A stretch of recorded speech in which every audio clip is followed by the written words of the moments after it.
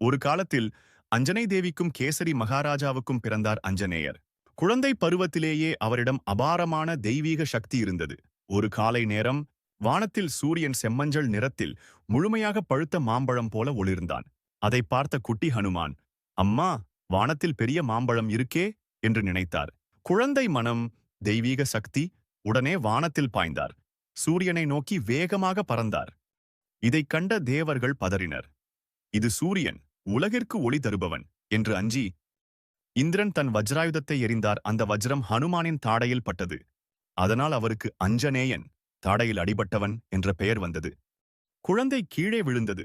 அதை பார்த்த வாயு தேவன், காற்றின் தெய்வம், கோபத்தில் உலகின் காற்றை நிறுத்தினார். உலகம் மூச்சுவிட முடியாமல் திணறியது.